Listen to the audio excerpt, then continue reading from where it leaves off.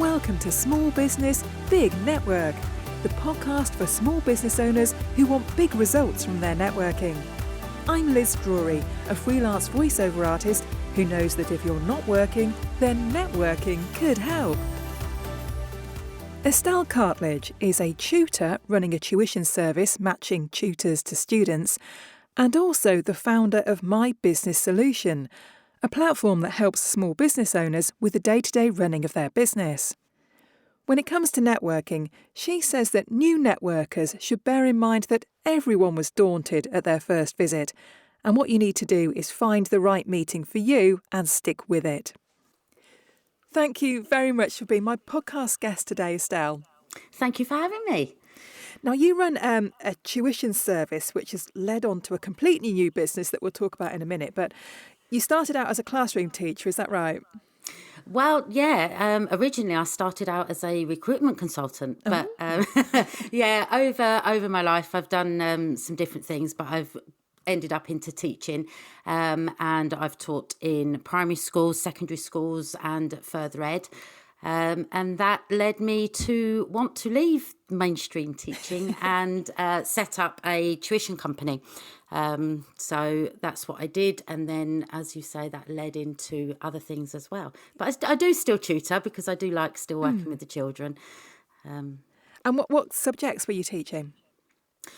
Me personally, I teach maths and English, and the idea of the tuition company was because I was able to support a lot of children because I dealt with children that weren't accessing mainstream education. I was able to support them in a lot of subjects, but when it actually came down to needing a tutor to get through an exam, I didn't think that it was fair that I was supporting them, and I'm not a specialist in physics or chemistry.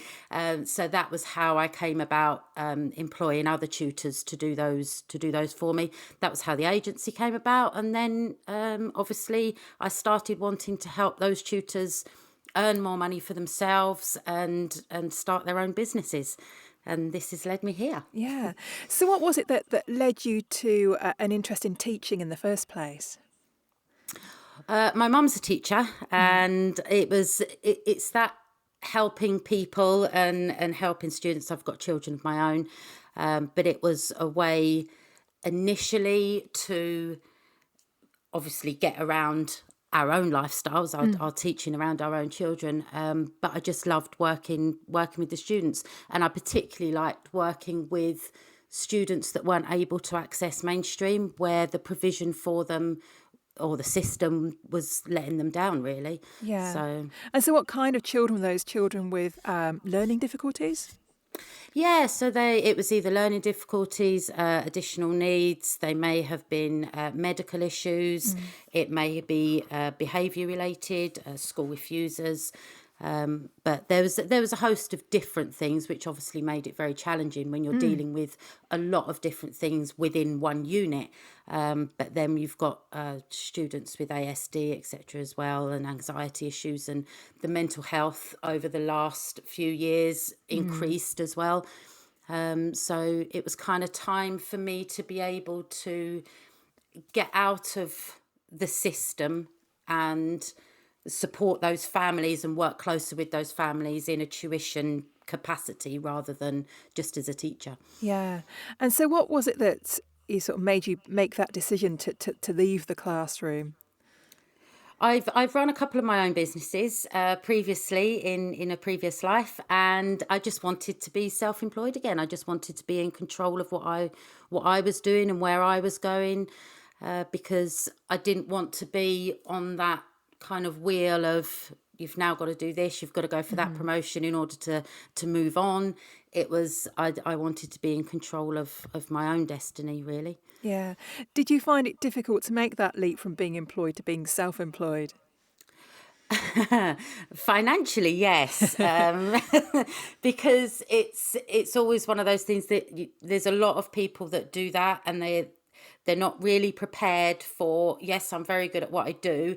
I think I'll just put a few posts on Facebook and I'll whip up a website and it'll all be fine. And then the realization of running a business is, oh, that's really not how it works. This takes a long time.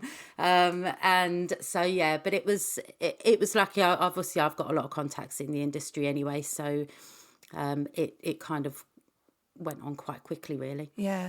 And so when did you actually start doing your tutoring? That was about 3.5 years ago now. So was that during the pandemic? Yeah, right at the beginning, yeah. And Yeah. how did that affect you? Not too bad. Everybody went online, although that took a while. I'd done tutoring previously, just as a side thing after school. But very quickly, everybody went online. But there was a lot of issues with what systems they were using. Obviously, everybody learnt Zoom very, very quickly. But with the schools, they had Google Classrooms, Team Meets, things like that already set up. So with regards to students, they were already getting that from school. So that wasn't too difficult to move them over to that after school for tuition as well. Yeah. And what would you say makes a good tutor? Oh, now this, and again, this is why I provide the service, the tuition side of it that I do, because a good tutor is not just somebody who has got a whole list of qualifications in their chosen subject, and I often get parents saying, well, have they got this? Have they got that? Are they teaching currently? Are they exam markers? And that's not always what a child needs. And that's why there's the approach that I've got of personally matching them, because sometimes they need maybe somebody that's in their 4th year of university that's a bit closer to their age, that has got a different teaching and learning style. Because over the years, teachers and staff get into the habit of delivering in a certain way, or and they've got certain teaching styles which not everybody is open to. So I mean, my teaching style is very different from some colleagues of mine, and I know when I meet students, I can tell immediately I'm not the right person to be teaching you, but this person is, because of maybe their personality, their delivery. And it's not always just about the qualifications and the subject knowledge. Of course, they need that, but that's not always the be all and end all. Yeah, yeah. So how did you go about finding other tutors that you could work alongside who had different skill sets to you? Again, I've got a lot of contacts, obviously, within the industry as well. But that is, it's like anything, once you get in that circle, you then realise just how many other people there are to network with. So that was the beginning, I suppose, of the networking. I didn't really realise that was networking at the time, but that was LinkedIn and connecting with people on there, and really using who I already knew, especially during the pandemic, because teachers were at home. So they wanted that extra, they needed that extra time, wanted that extra money to do things. And they had time to do it. So it was really just a case of referrals. And do you know an A-level chemistry teacher? Yes, I do. Would they be interested? And then you just kind of have a meeting, have an interview with them. Most of the time, all of their background checks would be done by the school, but obviously we do them anyway. So yeah, it wasn't too difficult to find tutors during that time. A little bit more difficult now, because parents have gone back to wanting face-to-face tutoring. Yeah. Whereas tutors want to stay online because they can maximise their time. Of course. Because there's no travelling involved. But yeah, it was easier then than it is now, ironically. So how many tutors would you say you currently work with? I currently work with around 38, depending on who's teaching when.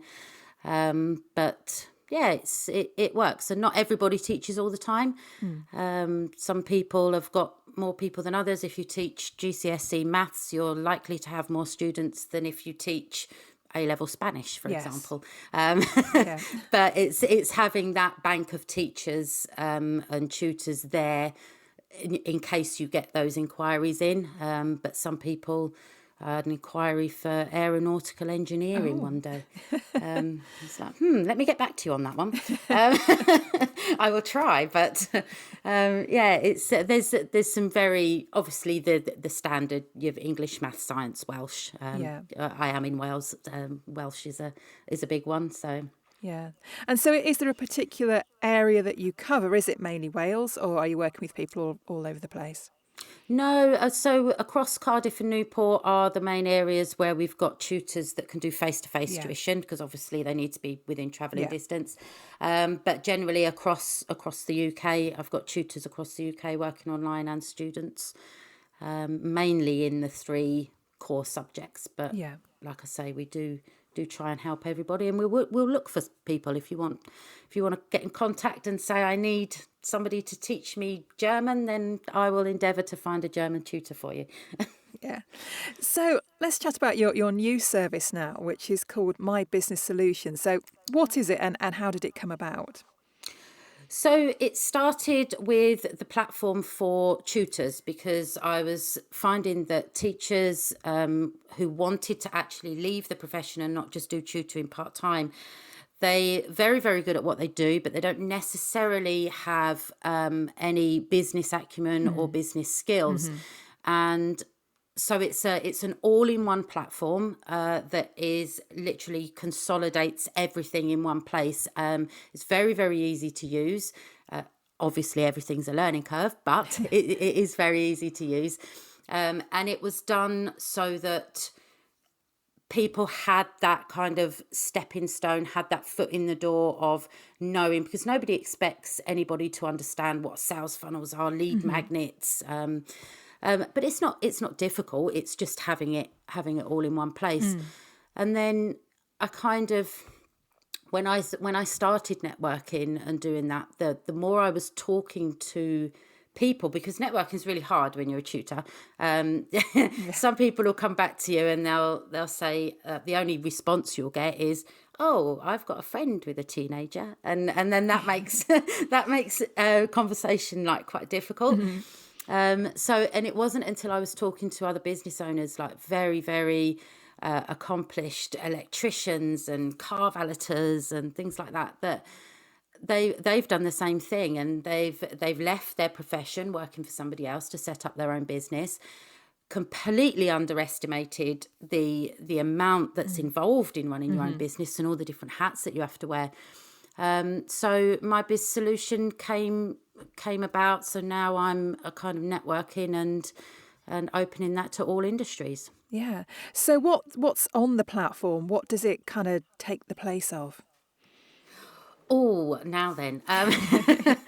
So it literally is an all-in-one platform. So we're constantly developing new done-for-you content, templates, email marketing, funnels, all those types of things.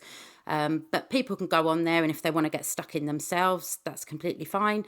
But for people who don't want to know even how to connect everything together with code and embedding functions and custom values and such like, it literally is everything there. So essentially it replaces CRM. So it's a complete CRM system.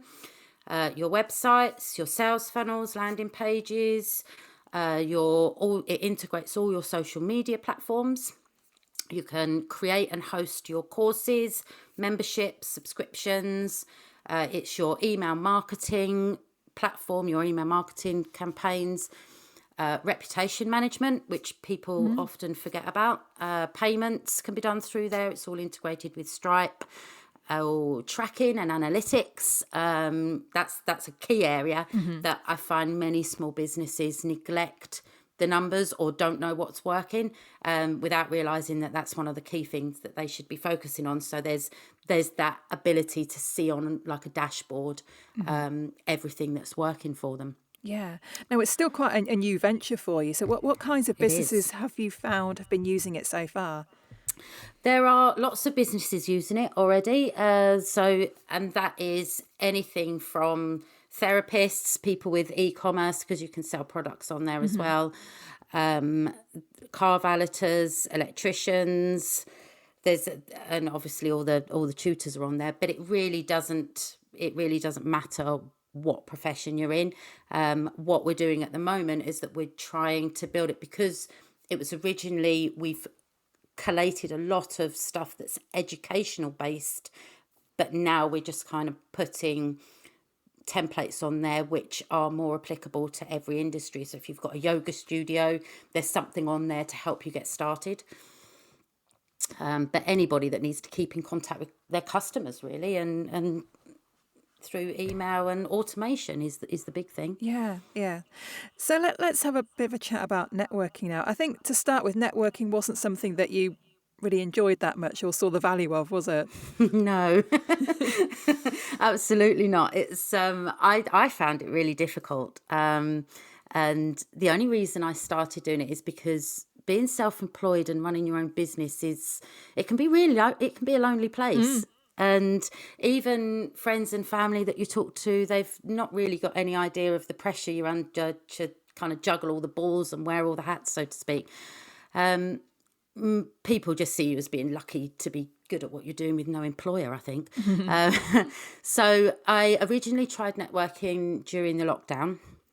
And it was very difficult for me. It's not something that I was at all comfortable with, because I prefer listening to other people than talking about myself. But I felt that I really had nothing to offer other business owners when I was in there. So I know now that it's not just about who is in the room, but when you're talking about GCSE maths and English, this is not something you're likely to catch somebody at exactly the right time for when you're networking.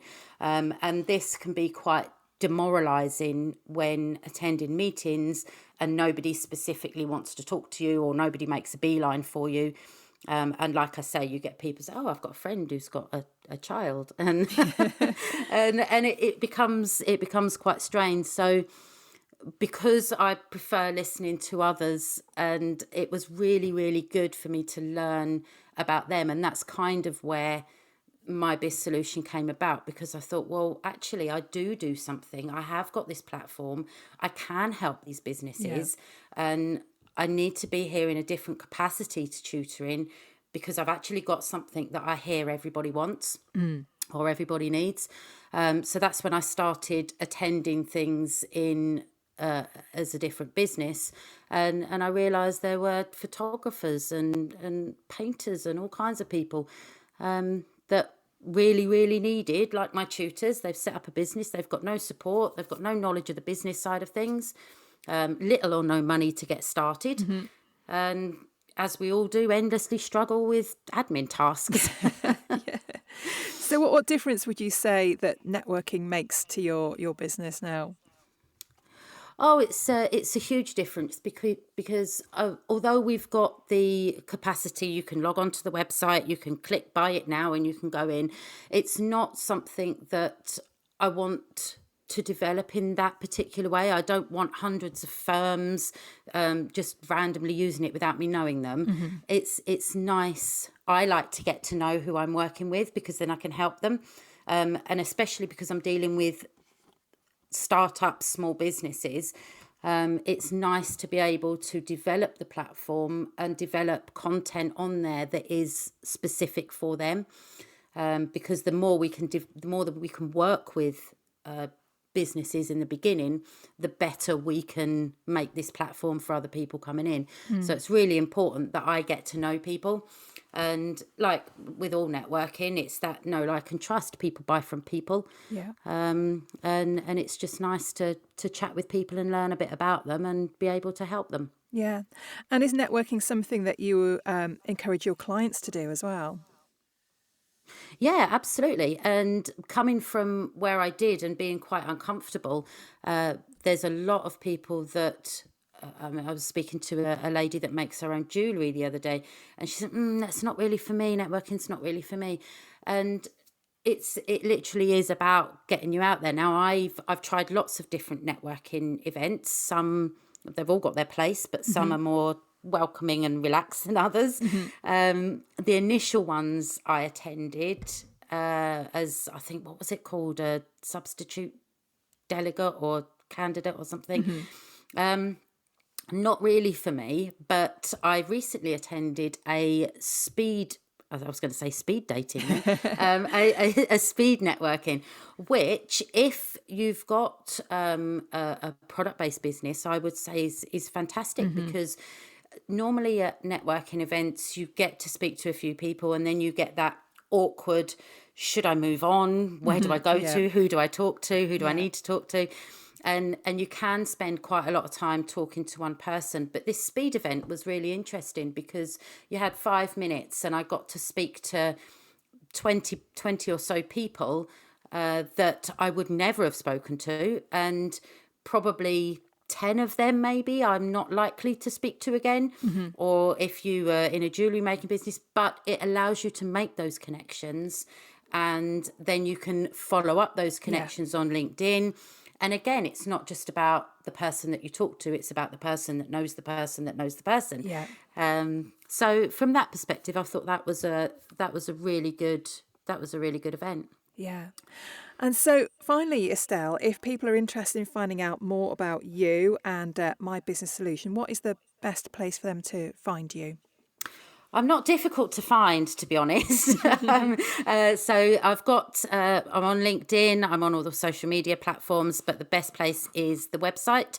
So www.mybiz, that's B-I-Z, mybizsolution.uk. So all of you can contact me through all of the forms or numbers or everything on there. Lovely.